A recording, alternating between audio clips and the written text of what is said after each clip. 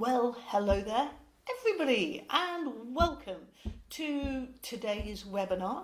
My name is Sally Cathcart, and I'm delighted that the Curious Piano Teachers, of which I am a co-founder and director, have got in partnership with LCME, and we're going to be looking today at their Popular Piano Syllabus and thinking and giving you some examples from it.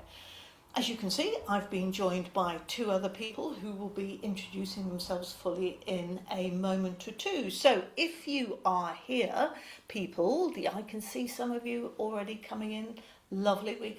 Then do introduce yourselves in the chat, say where you're calling from, where you're listening from today. Let's see how far and wide we are. We've got some people who were here yesterday, so obviously very keen. So welcome back everybody, and we'll see you all soon. Yeah, we'll be chatting with you. Okay, Angie is here. Hello Angie, nice to see you here. So let me just give you a quick overview of what's going to happen today. Here we go. I'm just going to do it from here. So we are going to be starting by looking at the pieces in grades 4 to 6. Pieces that are guaranteed to motivate our students. That grade 4 to 6 is a really critical period, I think. And you can either keep them or you can lose them sometimes in terms of piano students. So I think this really has a vital role and a valuable role to play. So I'm going to be handing you over in a moment or two to Rachel Kilby, who is from LCME Piano Exams, and she'll be explaining how to use the new Popular Piano Repertoire list. And then going to be handing over to Karen Marshall, and Karen is well known to all of you piano teachers, and she was the advisor for putting this piano list together, along with, I know, a lot of the LCME teachers who contributed to the repertoire and the syllabus. And then after that, we're going to go into what are the qualities of making an inspiring piece. And then Karen and I are going to be sharing with you just a little bit of music selection from grades 4, grades 5 and grade 6. Now obviously we want to get on to that as quickly as we can. So I'm just going to hand over to Rachel. Welcome Rachel again, and over to you to give us a little bit of the background about the LCME and also about the exams themselves. Thank you. Thank you, Sally. It's lovely to be with you this afternoon. My name's Rachel Kilby and I am Market Manager for LCME. I started yesterday because we had a lovely session yesterday by saying we're not a new board. If you are new to LCME, it's our 140th anniversary next year, which we're looking forward to celebrating. We're very excited about the new piano syllabus that we launched in May of this year, and in particular the popular piano list that we're exploring in a little bit more detail today. Just to clarify, it's not a pop piano syllabus. It is a list of popular piano pieces that you can use within our exams. So I'll give you a quick overview of the two main formats that our exams are available in. The first is in a kind of a fairly traditional graded exam that most of you would be familiar with. 3 pieces, exercises and or scales, oral, sight reading, which actually with the new syllabus can be swapped out for keyboard harmony. We're not talking about that today, but maybe that's another session to come. And discussion, that is something that's quite unique to LCME exams, is that all our exams have a little discussion element attached to it as well. So with the new popular piano list, you can supplement up to 2 of the pieces. You can switch out 2 of the pieces for pieces from the popular piano list. So I know that Sally and Karen are going to explore those with you in a moment. The other format of our exams are the recital grades, which you might again be familiar with. This is 5 pieces, so no supporting tests, no scales or arpeggios, unless you choose to. You can do 4 pieces and then either scales or arpeggios or discussion or sight reading, etc. Unless it's a recorded exam, obviously you can't do confidential tests in the recorded format. But otherwise, you could just do a recital of 5 pieces. And with the new popular piano list, you can use any number from that list to put your recital together. So it's really about putting the candidate at the heart of that exam and allowing them to create the kind of music, the kind of program that they're engaged with most, that they like to play most, and therefore hopefully show themselves off to their best ability in that exam situation. I'm going to stop there, I think, because I was told I can keep it nice and brief. I'm just going to say, though, we've got a Q&A here at the bottom. So if there are questions you would like to put in, do type them in, and I will either type an answer, or if it looks like something that everybody should know, we can perhaps answer those as we go along or at the end of this session. Thank Lovely. you. Okay, thank you so much, Rachel. And now I'm going to hand over to Karen Marshall, and who's going to give us a little bit more background on the development of the syllabus. Karen. Well, thank you, Sally, and lovely to be with everybody today.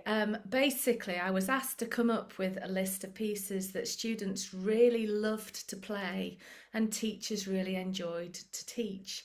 And what my criteria of selection was making sure it also had really strong pedagogical content. So if it was a pop arrangement, it had to be really well written, that it sounded like what it was representing, and that it included key skills to help that student progress.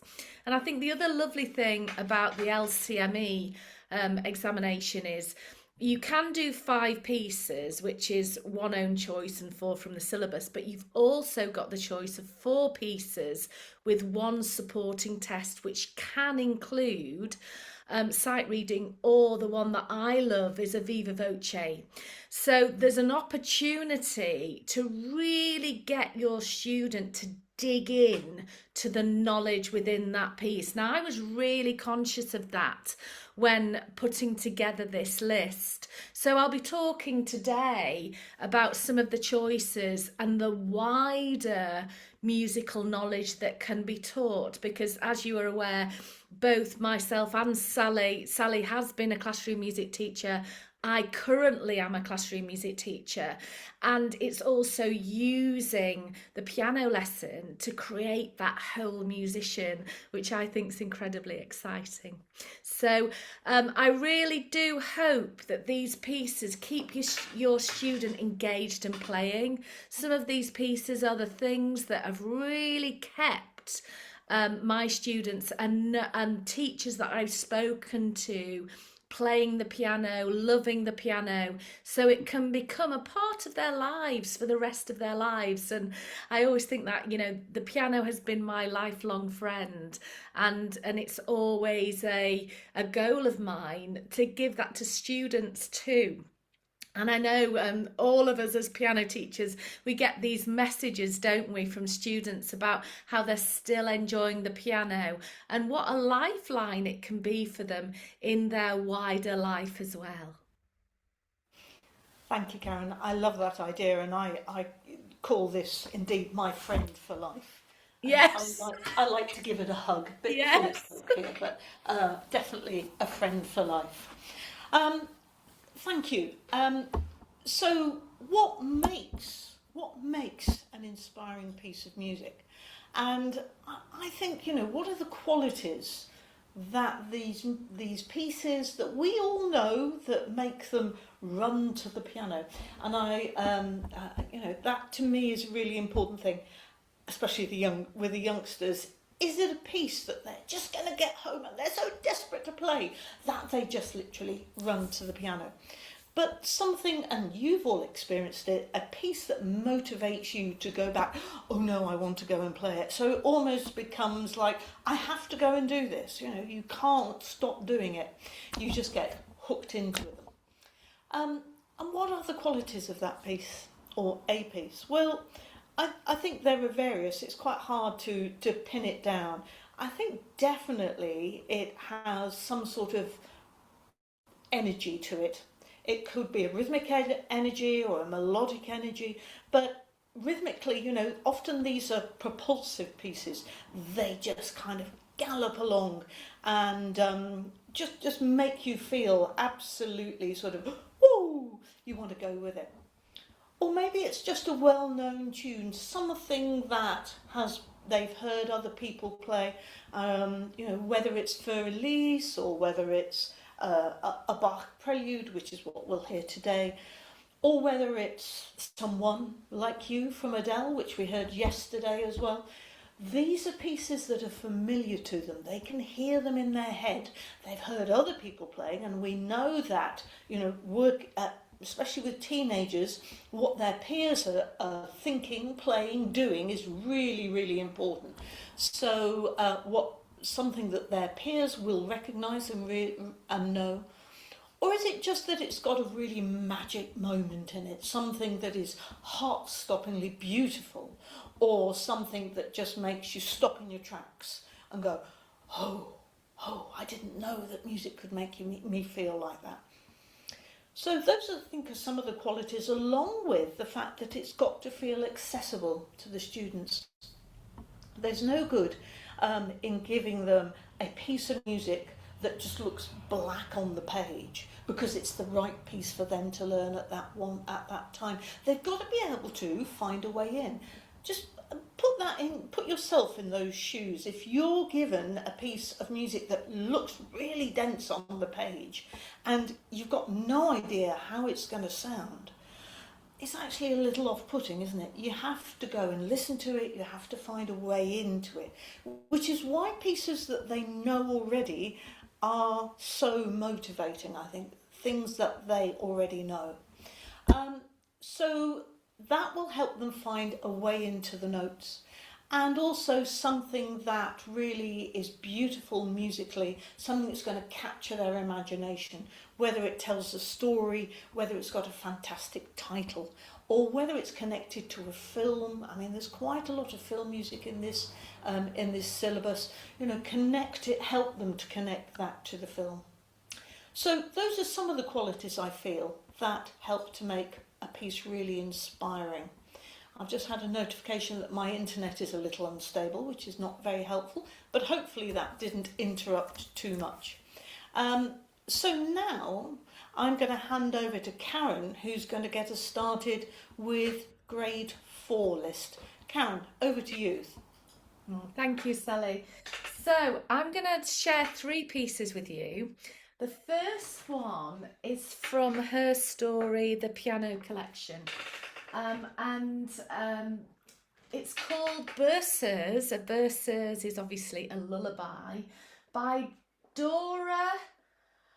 I am dyslexic, so I have problems announcing these things. Pachevic, is it, Sally? It could be. Or So anyway, please do. Let's have a look. Pechevic. If anybody knows, please put it phonetically please let me know. in there. So Dora is just a beautiful human being. She's an absolutely gorgeous person. And when I actually researched into her life, she had a short life, and she basically died just after the birth of her first child. And this is a berceuse, which obviously is a lullaby.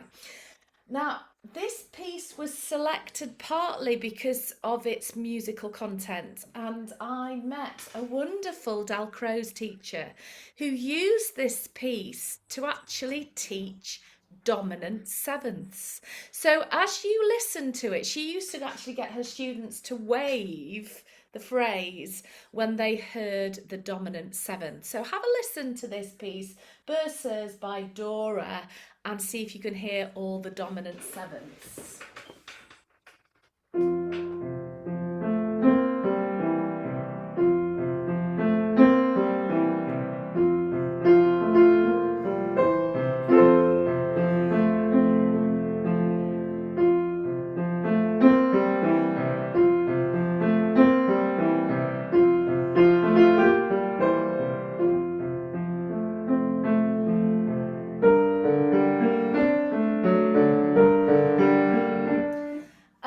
And of course, it moves in to the minor key there. So this piece is excellent for talking about harmony. Can the student hear the dominant sevenths? Can they hear when it goes into the minor? What minor is it? It's gone into G minor there.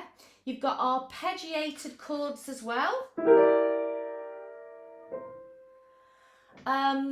And then it actually moves, and you've got some thirds work too.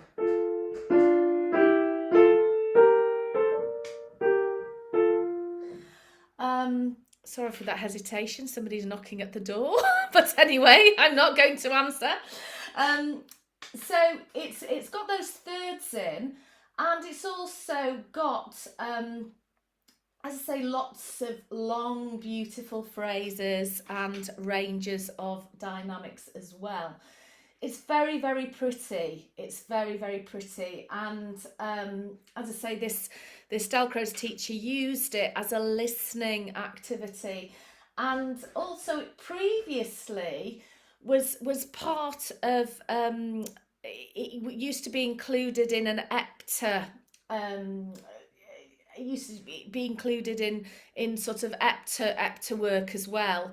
So basically, that is the berceuse, and as I say, very, very beautiful, very, very lovely. There is other pieces within this collection that are included in other grades in the syllabus as well. So that is the berceuse. Now, moving on to something very different. This piece was one of the first ever pieces I taught as a new piano teacher, and it was in, for LCM teachers, I'm sure you remember Persistent Rhythm by Martha Meyer. I think it was in the year 2000, something like that. And students absolutely loved this piece of music, and they still do today. It is in Jazz, Rags and Blues, and I am a real fan of Martha Meyer as well. Just wonderful things. This piece of music here, it needs to be played with, it's not swung, it's even quavers. We're in C minor, and as I say, it's got this great sort of energy about it. And if we think about some of the things that Sally talked about, you know, what's the hook in? This piece has quite a lot of those characteristics.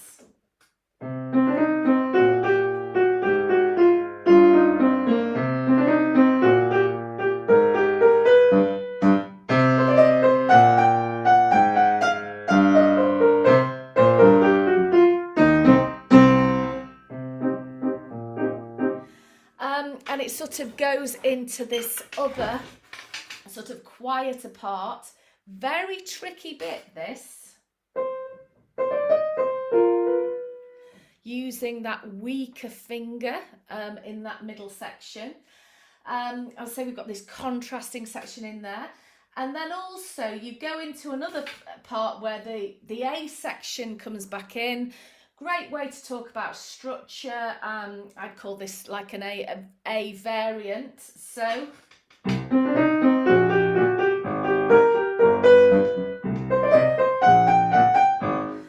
you can hear you've got that striding bass line in.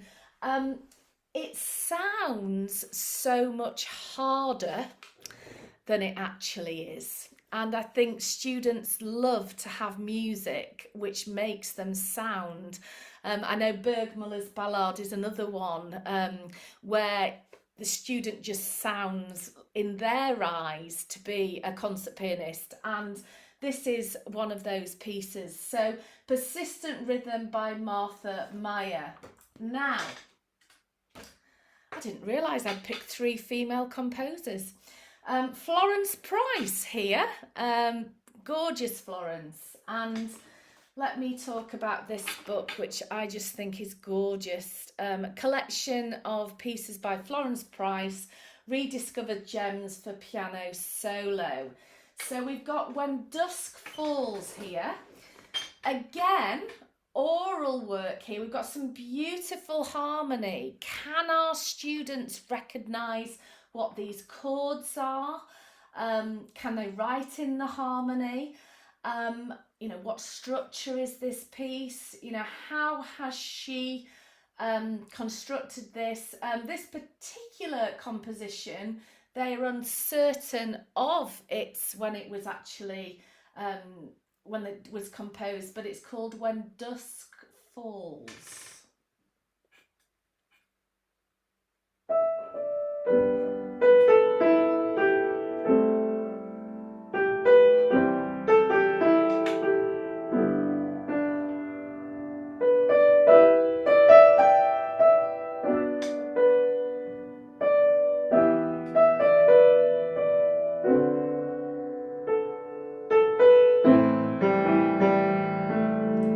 And then you've got some beautiful melodies starting to emerge in the bass line.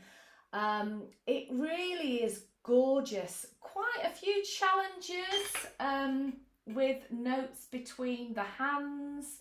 So you've got this chord here.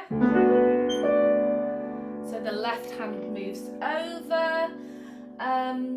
And there's some big spreads here, so you know you might choose to get, you know, obviously tiny hands here, I can't actually get to that B, but you know, rather than arpeggiating it, you can play the fifth first and just add in the B. A bit of voicing here.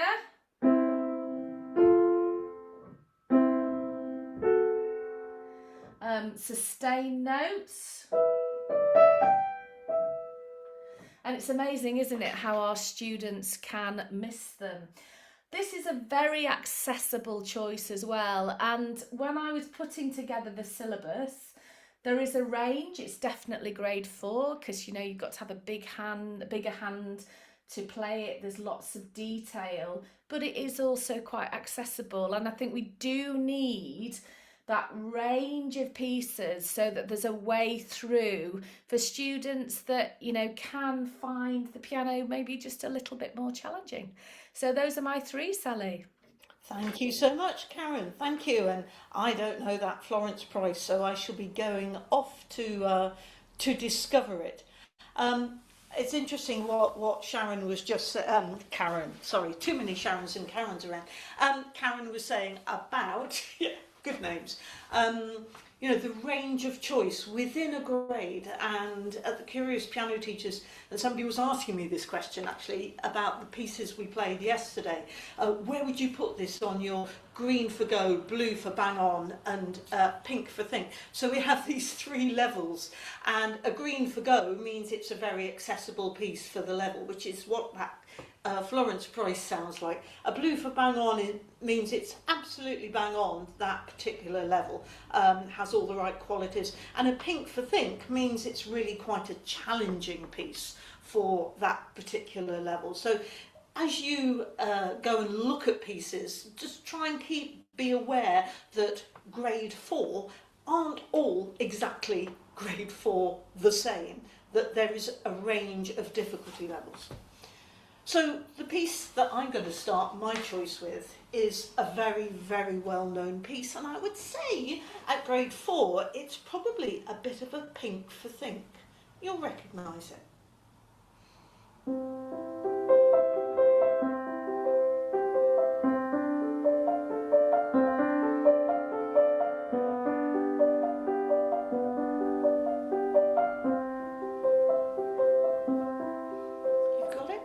So it's the Bach Prelude in C major from the first book of his 48 Preludes and Fugues. Such a very well-known piece and such a beautiful piece. And at this particular level, really, it gives a very, very useful introduction to looking at harmony and the effect and the impact harmony has as you build through the piece, because it is a long piece. It is 35 bars long. So that's one of the challenges actually of learning the piece. of that stamina that you need as pieces get harder. But I think just spending a bit of time with your student, maybe even doing a sort of a map of the piece whereby you just create 35 bars, and in each bar you write a semi-breve for the chords that you've got.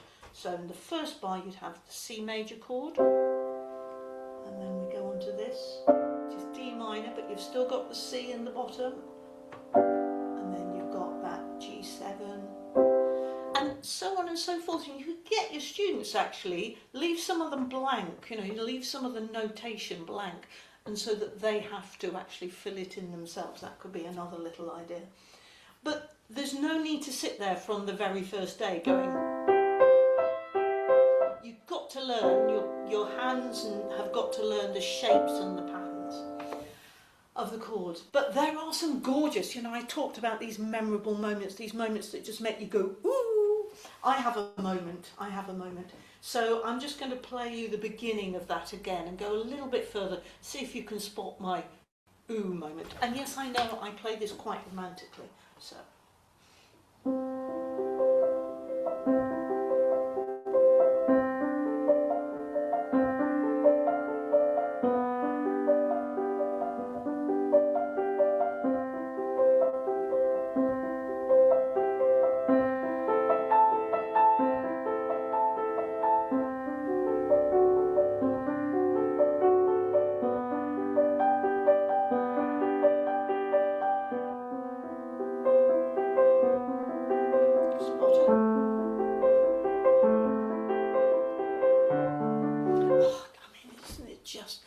That's why it's popular, because it's so utterly exquisite and gorgeous. So a fantastic piece to have on that grade 4 list. Fantastic for adults as well as for teenagers who want something really substantial that they can get their teeth into. But lots and lots of learning can go on about harmony and chords and how to build through the harmonic tension. Yes, okay, I can't just keep lapsing about that. Let's go on. The next piece is from The Joy of Graded Piano, and this is grade 4. And as Karen was saying, there are 2 pieces actually from this grade 4 list in this particular book. I think this book is really absolutely first class at this particular level at grade 4. So this piece of music is Rain, and it's by Poppy Ackroyd, who is a contemporary composer. And this is all about achieving stillness. And you'll see, whereas with the Bach, there is semiquaver movement all the way through, here there's often nothing for beats, almost bars on end, indeed, for bars on end. And it does say that in the original recording, which we need to go and listen to, but it's accompanied, the soundtrack is accompanied by Rain, a soundtrack of Rain. So I like that idea actually of getting your student to go and find a soundtrack of Rain or go out, I believe we're going to get rain, go out and record the rain if you're here in the UK. So have a listen to this.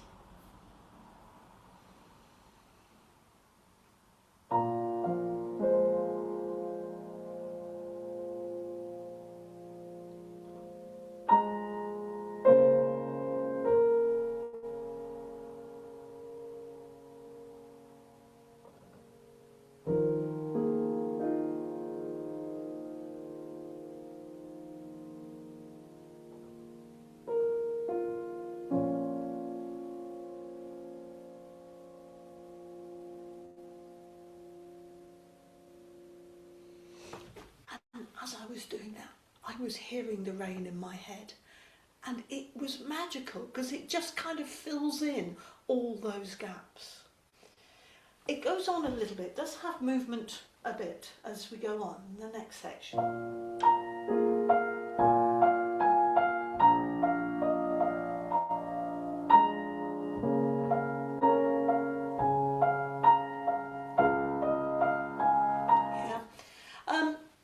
It's in B flat natural minor, So it's a really great piece for introducing your student at grade 4 level to dealing with rather a few more flats than they might be used to.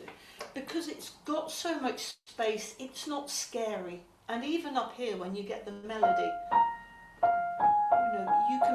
they can learn that if you look where my hand is, it's right up near the full board here. So it will stop them, you can't do it doing that. They need to be up here. So just moving everything up and in a little bit.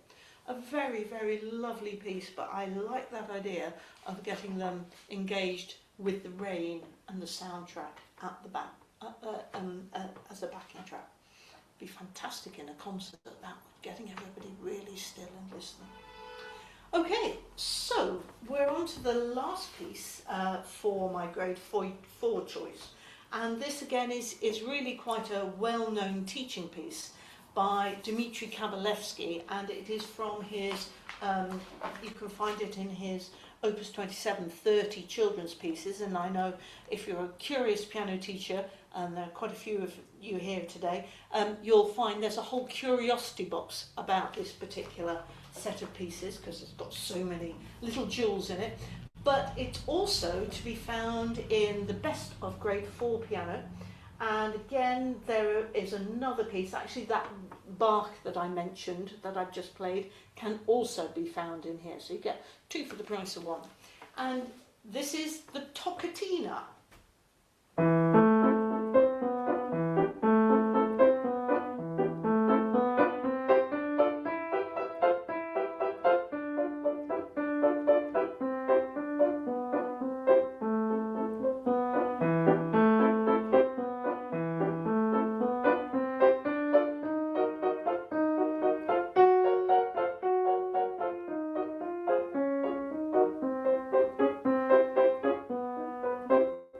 Etc, etc. Oh, isn't it fun? It's got that energy. It's got that, oh yeah, let's go with this. So what have we got here in terms of teaching? Well, we've got first inversion chords all the way through, getting them used to playing those first inversion chords so their fingers work as a unit, and it's the forearm. Like that, with those chords, getting used to that shape, and then even as you go up, almost like an arpeggio, and then you've got that lovely bass line. What a good idea for musicianship, getting them to sing back that bass line. Can they hear it from memory? Can they play it without looking at the notation? How much of it can they work out? And then with the bass line, of course, it's getting that rich sonority that we want, and shaping those phrases, and applying all those great dynamics that Kabalevsky has added.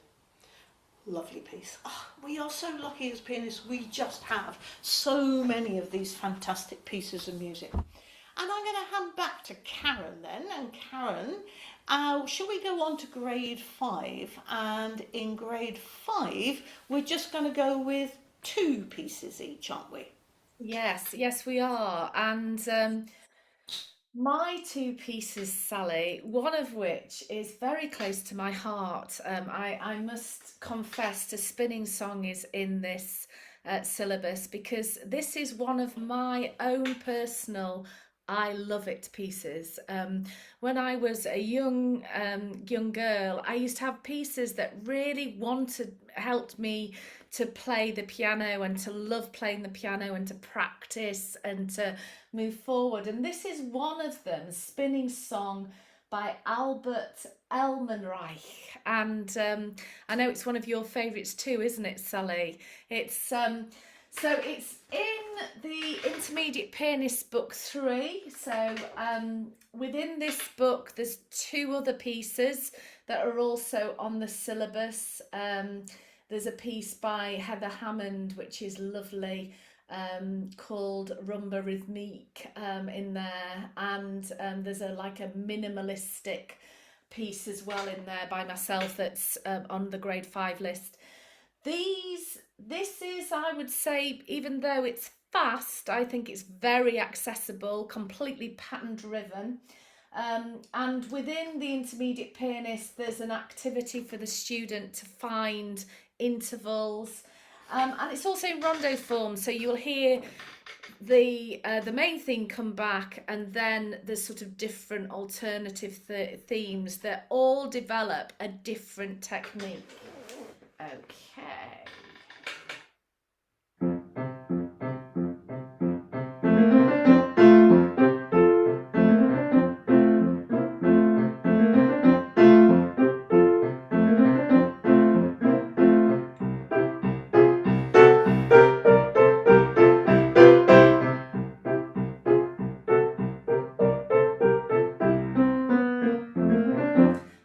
When we're back to the main theme again, brilliant for developing even finger work, but then when we get into the next part, you can hear we've got the melody in the left hand.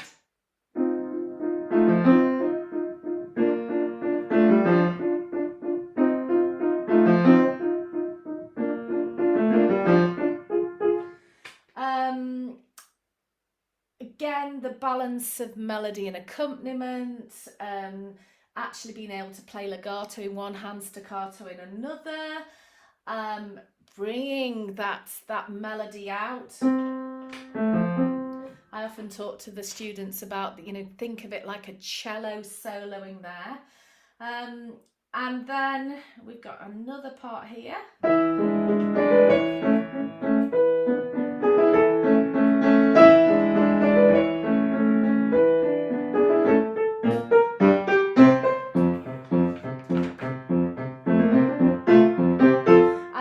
And then we go back into the main theme again. Now, the other lovely thing about this piece is the fact that it's called a spinning song. So you've got, this driving left hand there that sort of keeps appearing, and then you've got those bouncing octaves there.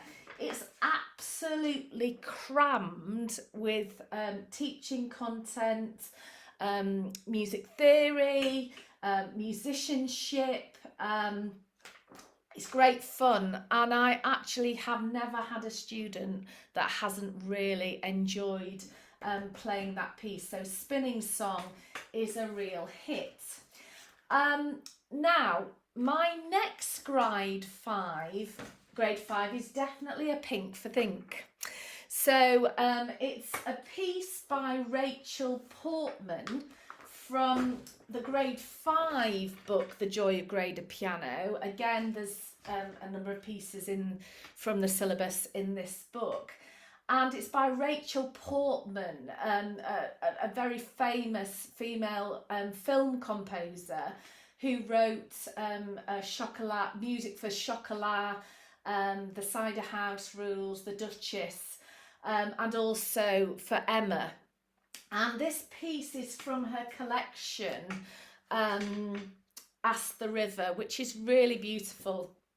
And I remember when I got this, I love the fact that she actually writes out her original scores herself very beautifully, and they're actually in the book. So Apple Tree is gorgeous, and it's a workout in rubato. So the actual tempo sort of shifts and moves. Okay, so Apple Tree from Ask the River by Rachel Portman.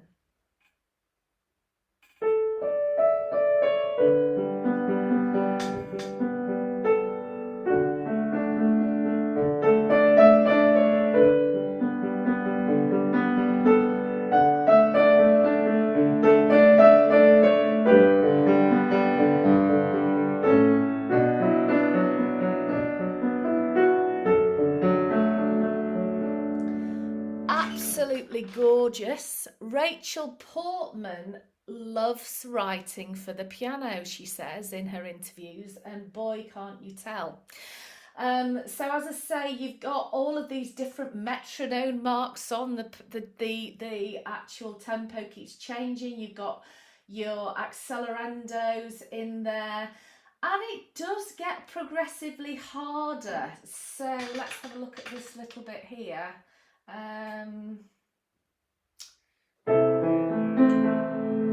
Even.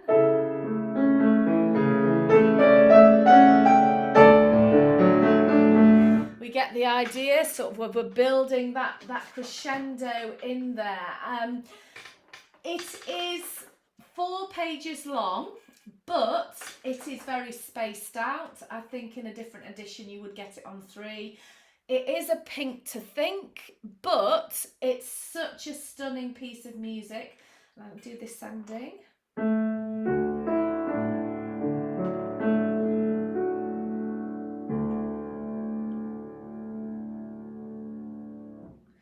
Absolutely gorgeous. But I do find, and I'm sure Sally agrees, that this kind of music can really push students on, because they like it so much that they will actually spend the time to do it.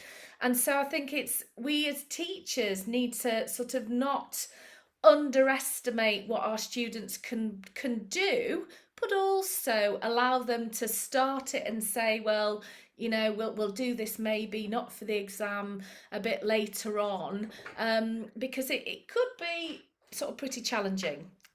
So there we go. There's my 2, Sally. What do you think of those? Yeah, I love both of them, and I'm absolutely with you actually there, Karen, that don't underestimate your students, because if they love a piece enough, actually they will be motivated to go and just work and work and work at it, and it can actually often help them over a difficult part of learning. You know, it can really motivate them a lot.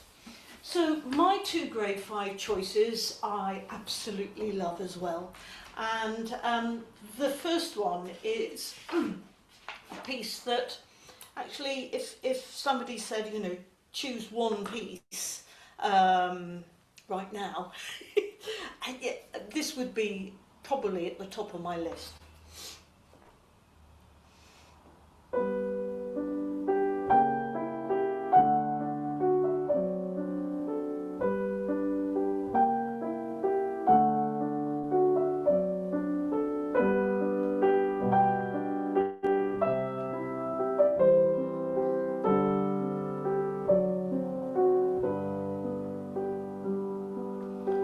So it's Robert Schumann's From Foreign Lands and People, from Kinderzähnen, and it is an utterly exquisite piece, and although it is, I was going to say it's a pink for think, but actually there are certain things about it that are pink for think without any doubt, but the fact it's only 20 bars long means that it's probably more like a blue for bang on, because it's not an extended learn, but it does require a lot of skill and care when performing it and learning it. So what are some of the qualities about it? Well, it's got 3 parts, and at grade 5 level, of course, one of the key skills is developing the ability to play 2 parts in one hand. Well, here you've got to spread the 3rd part, the middle voice, between both hands actually, and the thumb comes in for quite a lot of work here. And learning to do that so you have a quiet thumb in the middle,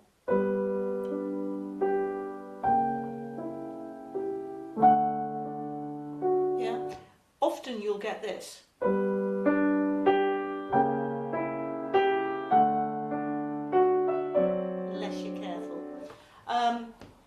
So doing things like, you can even practice the thumbs to be staccato.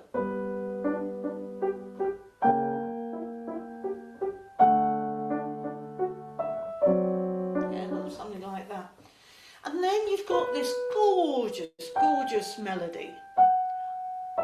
I can talk for a long time about this piece because it's Robert's.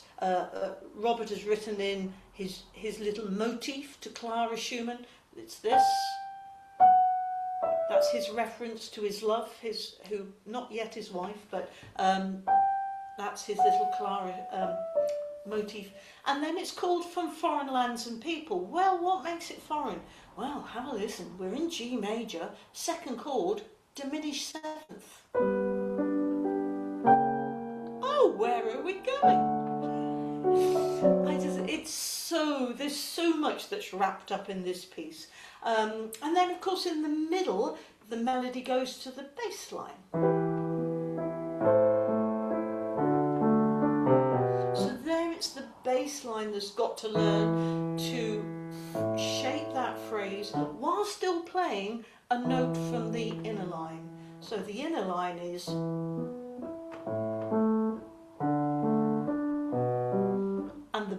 and the melody line,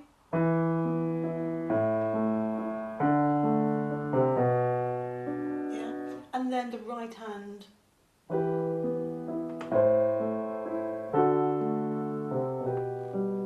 so it's 22 bars actually, 1920, yeah, 22 bars of perfectly formed music as far as I'm concerned. And all the students who've learnt this just fall in love with it and fall in love with the whole story behind it of Robert and Clara, and how he's expressing his love for her through this particular piece of music. Just wonderful. So my second piece is another piece that I just love. This is an Einaudi piece. And I know, some people are for Einaudi. Did you know, his teacher was Luciano Berio.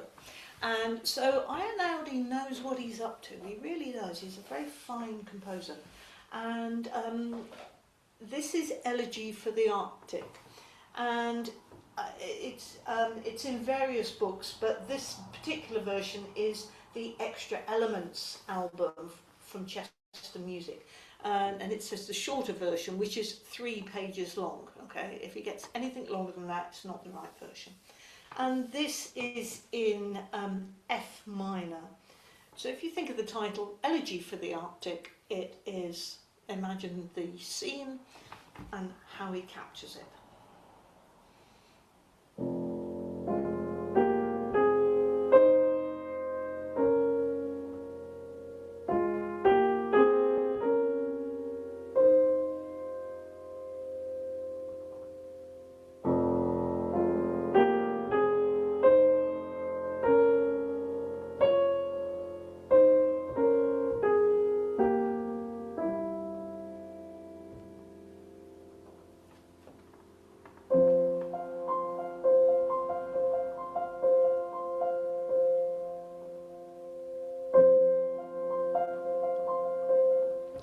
Etc. Oh, it's a stunning piece of music, and what I love about it is when it makes you listen. It's a bit like the Rain piece. When you start to really listen, and you can feel the piano vibrate, and you can really almost step into the piano, and you can do that on an upright just as much as a grand piano. But those bottom notes, he knows exactly how that's going to set out the resonance in the piano there. I find that most students actually tackle this very easily without too much of a problem. The biggest thing is actually these sixths. And you've got to work out the fingering for that, so you can make a lovely legato line. Because you can't rely on the pedal there. It's not a pedal that's going to give you that legato line. So my foot is off the pedal, and 4, 5, 4, 5, 4. Just beautiful. And then as the music goes on, you then get some scale passages.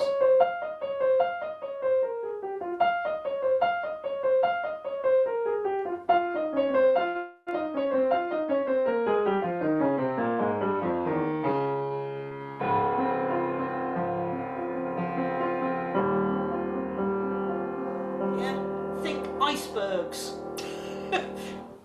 falling out. And in fact, I would really recommend, last thing, I'd really recommend that you go onto YouTube and watch Einaudi perform that, because he does it on an iceberg. Right, that's grade 5.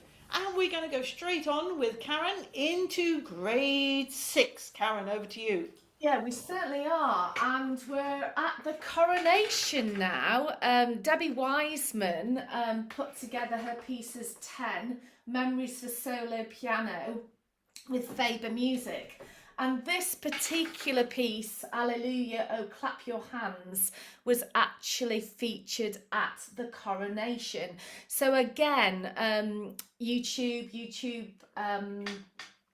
does actually have a performance of this particular piece at the coronation. It was a sung piece of music, and this is her piano arrangement. This is a green for go, but don't be fooled. It's only on 2 pages, but there is a coda in there, so it's actually significantly longer, so it's nearer 3. And there is quite a lot of repeated melody that the student needs to create interest with. We're in A major here.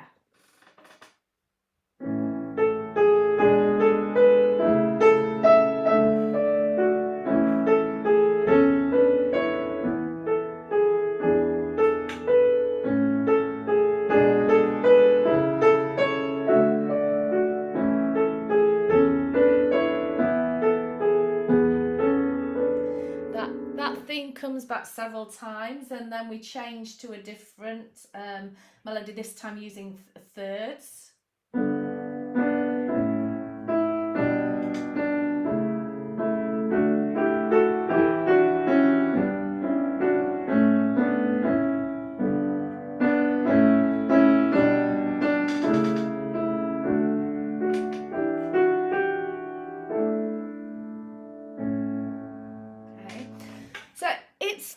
Straightforward, but challenging in that finger work, getting them to, get those legato thirds in there, actually getting the contrasted dynamics in there, putting in the coda, and how are they going to keep that musical interest in there. So Alleluia by Debbie Wiseman. There's some other pieces in here. Actually, there's even a grade 8 one, so you can sort of have it for the future if your student's going to do some other popular pieces. And the final piece I'm going to talk about is a piece I've written myself, and I'm going to give you a behind the scenes on why this was written. This was written as in secondary school music. We talk about in secondary school, GCSE, whatever subject, there's a little acronym called a WOGL, what a good one looks like. And this piece of music I use to teach one of my students some different compositional techniques. So there's lots, it's plastered with compositional techniques, is this particular one. And it's called Clockwork. So have a listen, and then I'll talk about some of the techniques that it uses. And I think it's a lovely thing to get our students to write pieces of music that would be suitable for an examination. And I do actually set that project. I know within Trinity you can do a composition, but as I say, this particular one is all about different compositional techniques in a minimalistic style.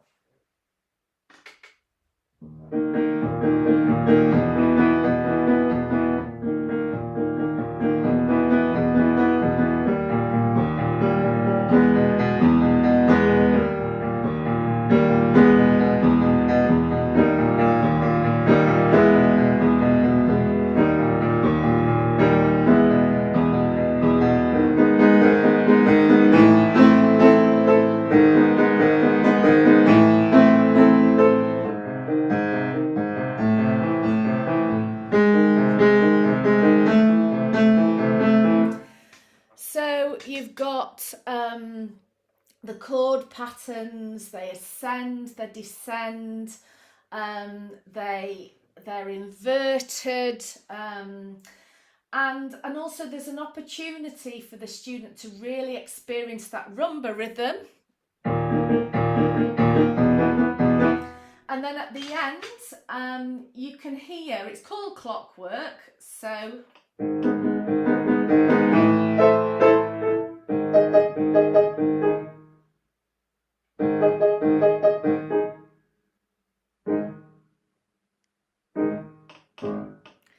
you can actually hear how the clockwork runs out and ends. Over to you, Sally. Having a little dream there, listening away to that and the end of it. Okay, so I'm just going to... So the two pieces that I've got at grade 6 are, two really good ones. And this first one is Farewell to Stromness by Peter Maxwell Davies. And this is probably his most popular piece, if you like. It's not in the rest of the music that he wrote was really very, very different in sound. And this was written as part of something called the Yellow Cake Review. And he used to live in the Orkneys, and at one point in the 80s, Stromness was threatened with having a uranium mine. So all the locals rose up in protest, and they did some fundraising and things, and Peter Maxwell Davies wrote this as part of this Yellow Cake Review. Yellow Cake apparently was the name given to uranium, I believe, and there was a series of poems and songs, and this piece and one other piece was an interlude, and the poems, by the way, were said by Eleanor Bron, the actress.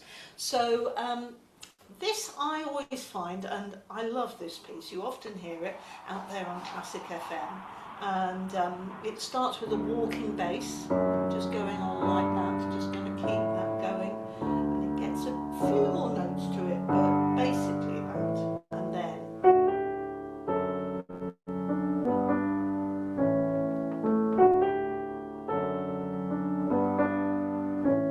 and that left hand just keeps that moving like that. Over the top, the rhythms look complex because it's written in 2/4. I had a little question mark. I wonder why he didn't write this in 6/8. But anyhow, I'm not going to go down that rabbit hole today. He's written it in 2/4, but as triplets. So in the first bar, you've got semiquaver tied to a crotchet, triplet, and then crotchet to a quaver, triplet.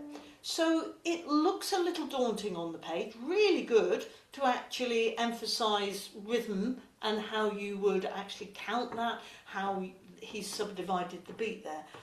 But actually it's just got a lilt to it. So once they get that left hand going, and maybe you could do this as a duet to begin with if they struggled with it, you can put in the left hand. Find out where the beats are, there, and it's like a violin. I think it's a very folky tune, which is why it looks like it does rhythmically. It does become more complex, so as it goes on,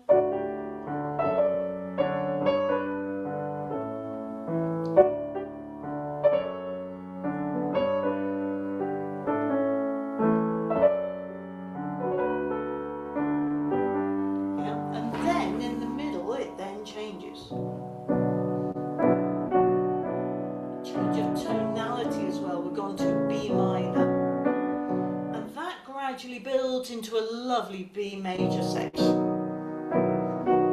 Maybe that's the sun coming out on Stromness. And then it goes back to the... So it's an ABA structure.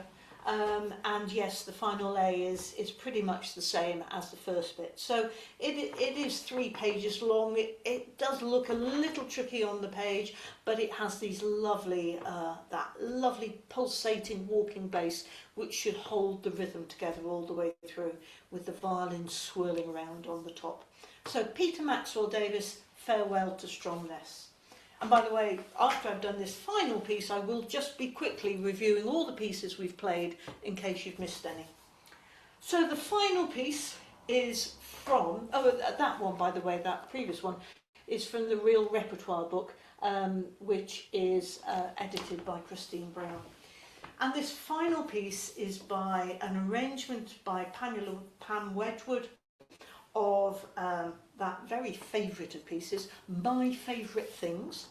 And it's a super jazz arrangement. It has a little introduction followed by the actual melody, which is in a jazz waltz feel. A little bit tricky with coordination, actually, this one, because when you get to this jazz waltz,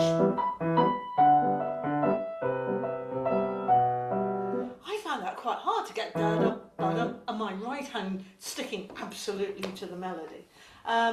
Lots of gorgeous 7th chords actually here as well, you know, with this bit.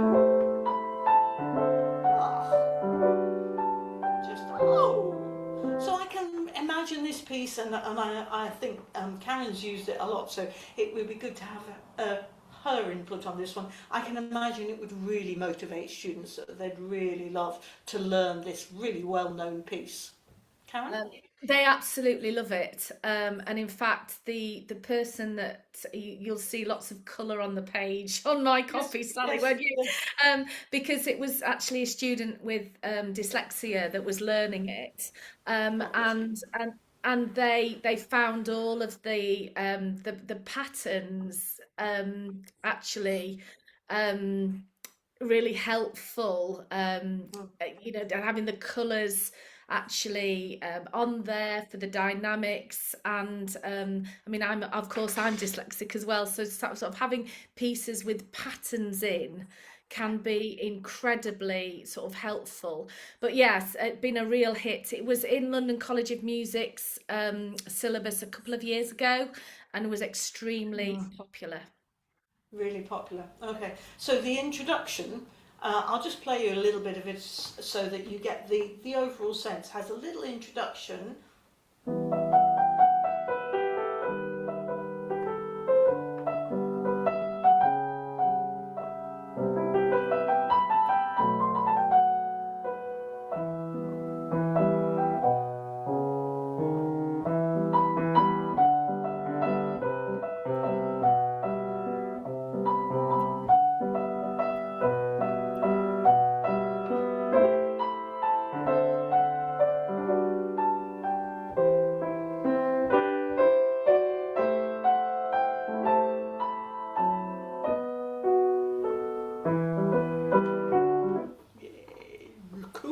Cool, I would say.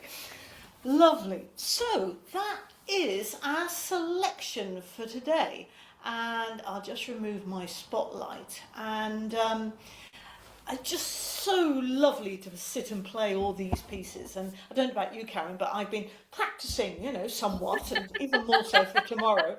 But it's just been such fun to do that and to get these pieces in place.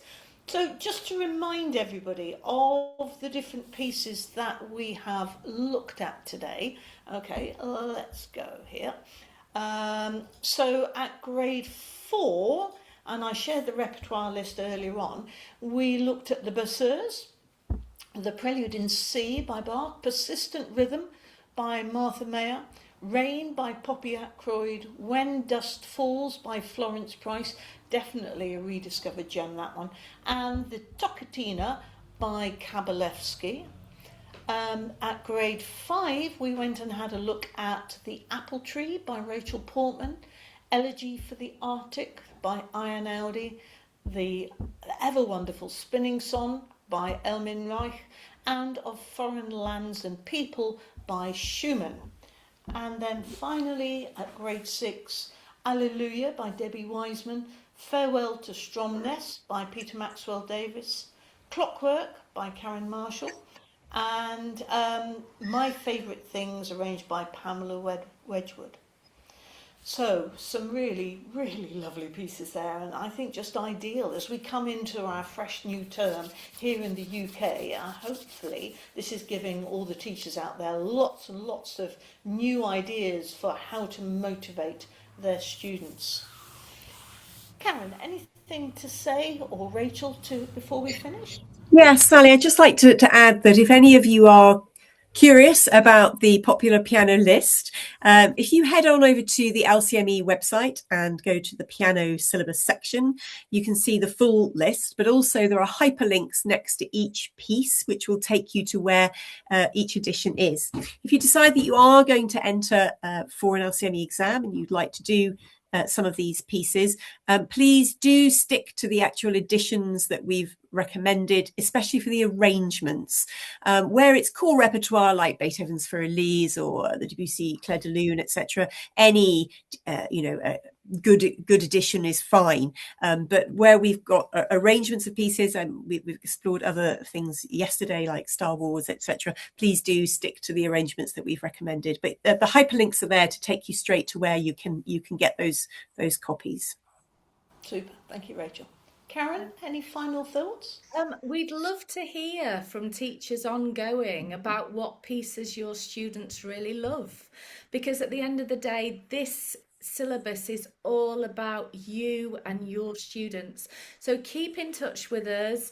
Let Sally know, let LCME know about the pieces that are really inspiring your students and giving them real joy on the piano. And a final thing, to thank you for all that you do. I think piano teachers do such an amazing job, don't they, Sally? And Absolutely. it's Yeah, important work. yeah. So thank you. Yeah, it is really important, I think, what we do. But thank you to everybody who's come today. Thank you for turning up. And a huge thank you to Karen for joining me and for being so giving and wonderful. And Rachel, it's been lovely to have you with us for the last 2 days as well. If you're around tomorrow, folks, at 1 p.m, we'll be back for the last one in the series where we're looking at grade 7 and grade 8. And included in that is going to be the piece that most people want to play. Do you know what it is? All will be revealed tomorrow. Thank you all so much. See you soon. Bye-bye. Bye.